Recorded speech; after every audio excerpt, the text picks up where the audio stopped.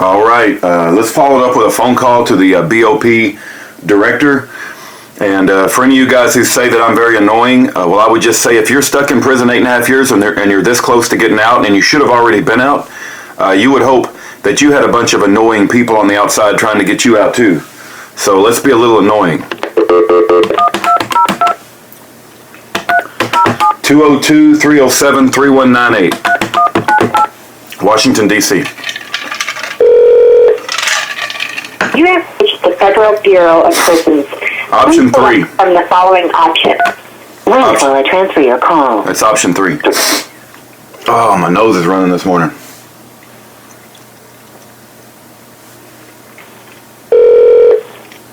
Office of General Counsel, this is Katie.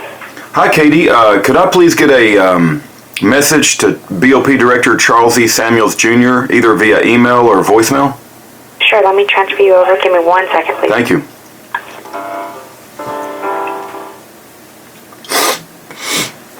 I had to blow my nose.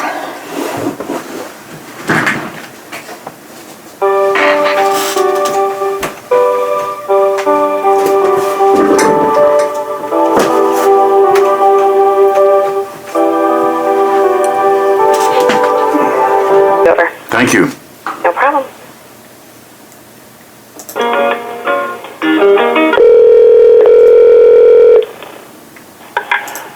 Director's office, this is Wendy. Hey, Wendy. My name is Rudy Davis, and I was wondering if I could get a email or a voicemail or both to Charles E. Samuels Jr. I can give you an email. Okay. Okay. That would be info@bop.gov. info@bop.gov. Okay, I've got just to let you know, I've got a audio message from what I believe is an innocent man in prison. And you may have heard about him before, Ken Hovind. I know some folks may have been calling your office. Mm-hmm. But he left a voicemail. It's about 6 minutes long, or I don't know exactly how long, but it's several minutes. And it would be great if Charles E. Samuels could actually hear what Ken Hovind has to say, because he explains in detail. No, sir. He can't hear it? No, sir. Oh, why can't he hear Ken Hovind's voice? Why can't he hear Ken Hovind's message? No, sir. I will take the message. You can send Mr. Samuels an email. I will make sure that Mr. Samuels receives it, but no, sir. Oh, he's not going to listen to Ken Hovind? He's not going to listen to a message, sir. Oh. He's out of town. He's not going to listen to a message. Oh, okay. Well, can I play it for you and you listen to it? Sure. Oh, great. Okay. Well, I'll just play it. Let me find it here. Ken Hovind. Okay, and I'll send it to that info@bop.gov, but this is... Sure, that's fine. It's 4 minutes and 41 seconds, and then maybe after you hear it, you'll know what to do, since you're much more familiar with the BOP policies than me. All right, here's Ken Hovind. Here's what he's got to say. It's all you, sir. All right, Mr. Samuels, this is Ken Hovind, Hovind from Pensacola, Florida. I've been in the federal system for years, 8.5 years. My inmate number is 06452-017. I've been moved 23 times in the BOP. I've lived in Pensacola for 26 years, and I know you're getting a lot of calls on my situation. Let me explain briefly what has happened, and I believe where the roadblock is. I was in Berlin. Is that too loud, or is that okay? It's fine. Okay. I'm sure for about a year and a half, at my February 2014 team meeting with the counselor, Wesley Shea, and Mrs. Sedlak, S-E-D-L-A-K, I was approved to go for two things. One was a near release transfer closer to home, and secondly, I was approved for 6 months home confinement to start February 2015. Somebody did not finish the paperwork in that. Ms. Sedlak, shortly after that team meeting, was promoted to a job at the medium down the hill, and a new guy took over as the case manager. I suspect that's where the ball got dropped, but I don't know that. In May, I was